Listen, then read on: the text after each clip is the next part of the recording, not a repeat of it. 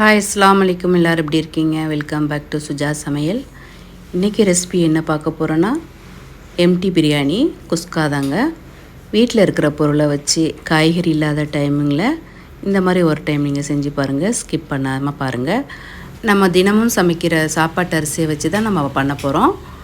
இதை lunch box குழந்தைங்களுக்கும் கொடுத்து விடலாம். வாங்க நம்ம வீடியோக்குள்ளே போகலாம். இப்போ அதுக்கு தேவையான பொருள் என்னென்னா, நம்ம வீட்டு அரிசி நான் 1/2 கிலோ எடுத்திருக்கேன். டம்ளர் கணக்கில் சொல்லணும்னா 2.5 டம்ளர் எடுத்திருக்கேன். இதுக்கு 2 தக்காளி சின்ன சின்ன வெங்காயமாக இருக்கிறதுனால நான் 3 எடுத்திருக்கேன். பெருசாக இருந்துச்சுன்னா நீங்கள் 2 போதும். பிரியாணிக்கு நம்ம சேர்க்குற ஸ்பைசியெல்லாம் நம்ம எடுத்து வச்சுருக்கேன்.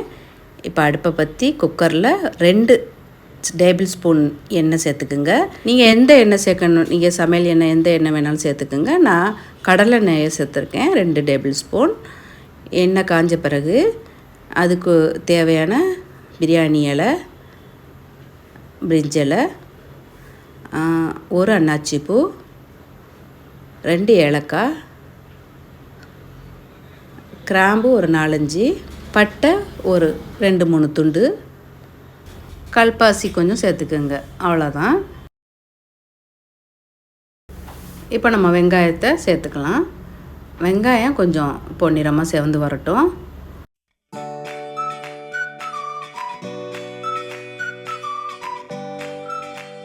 இஞ்சி பூண்டு பேஸ்ட்டு 1 ஸ்பூன் சேர்த்துக்கோங்க.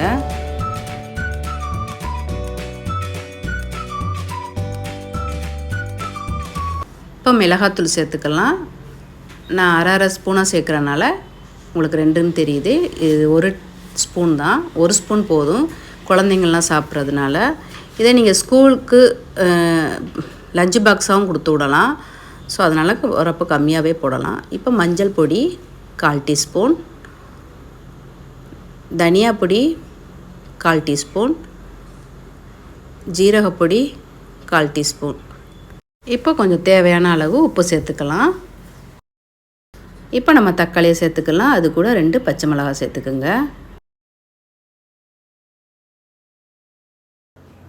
இப்போ தக்காளி வதங்கிருச்சு. 1 கைப்பிடி அளவு மல்லி இலை, 1 கைப்பிடி அளவு புதினா இலை, கொஞ்சமாக கருவேப்பிலை 3 சேர்த்து கொஞ்சம் வதக்கிக்கலாம். எல்லாம் 1 கைப்பிடி அளவு போட்டால் போதும், ரொம்ப போட வேணாம்.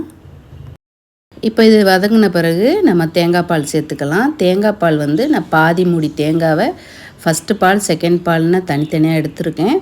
அதில் இப்போ நம்ம செகண்ட் பாலை சேர்த்து ஃபஸ்ட்டு கொதிக்கட்டும். இது என்ன அளவுனா, நம்ம டம்ளர் கணக்கில் அரிசி எடுத்துருந்தீங்கன்னா எந்த கப்பில் எடுத்தீங்களோ 1க்கு 2 அதான் மெஷர்மெண்ட்டு. 2.5 டம்ளர் அரிசி எடுத்திருக்கேன். அதுக்கு நான் 4.5 டம்ளர் தண்ணி சேர்க்கணும். இப்போ நான் செகண்ட் பால் தண்ணி 4 டம்ளர் சேர்த்துக்கிறேன். இப்போ நம்ம லிட்டர் கணக்கில் சொல்லணும்னா 75 ml மொத்தம் தண்ணி எல்லாத்துக்கும் சேர்க்கணும். ஏன்னா 1/2 கிலோ அரிசிக்கு 75 ml நம்ம சேர்க்கணும். தண்ணி கரெக்டாக வச்சாதான் சோறு பொழு பொழுன்னு ஒன்றோடு ஒன்று ஒட்டாமல் மொசு மொசுன்னு சாஃப்டாக இருக்கும். இப்போ கொதித்து வந்துருச்சு. இந்த டைமில் நம்ம அரிசியை சேர்த்துக்கலாம். அரிசி நல்லா 20லேருந்து 30 நிமிஷம் நல்லா ஊறணும். ஏன்னா வீட்டு அரிசிங்கிறனால கொஞ்சம் நல்லா நின்று வேகும். அதனால் நம்ம கொஞ்சம் 1/2 hour ஊற வச்சுக்கலாம். தண்ணியை வடிகட்டிட்டு இப்போ அரிசியை சேர்த்துக்கலாம். இது கொஞ்சம் ஒரு கொதி வந்துக்கிறட்டும். கொதி வந்ததுக்கு பிறகு நான் ஃபஸ்ட்டு எடுத்து வச்சுருக்க தேங்காய் பாலை நான் ஆட் பண்ணுவேன். ஆரம்பத்திலே நம்ம அந்த தேங்காய் பாலை ஆட் பண்ணோம்னா முறிஞ்சு போயிடும், டேஸ்ட் கொடுக்காது. இப்போ இந்த பாருங்கள், திக்காக ஃபஸ்ட்டு பாலை மட்டும் எடுத்து வச்சதை இப்போ சேர்த்துக்கலாம். அவ்வளோதாங்க.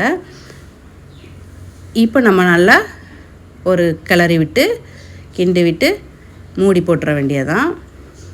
கரெக்டான தண்ணி வைங்க. ஓகே. இப்போ இந்த டைமில் நம்ம குக்கரை போட்டு மூடி விசில் வச்சிட வேண்டியதான். 2 விசில் வைங்க, ரொம்ப வைக்கக்கூடாது, குழஞ்சி போயிடும். 2 விசில் வச்சு அடுப்பை ஆஃப் பண்ணிவிட்டு விசிலெல்லாம் அதுவாக இறங்கணும், நம்ம எடுக்கக்கூடாது. அதுவாக விசிலெல்லாம் போனதுக்கு பிறகு நீங்கள் எடுத்து ஓப்பன் பண்ணி பாருங்கள் எப்படி இருக்குன்னு. சூப்பராக இருக்குது பாருங்கள். இந்த டைமில் நம்ம லைட்டாக கிளறி விட்டு 1 ஸ்பூன் நெய் சேர்த்து மேலால் வாசத்துக்கு 1 ஸ்பூன் சேருங்க, ரொம்ப வேணாம்.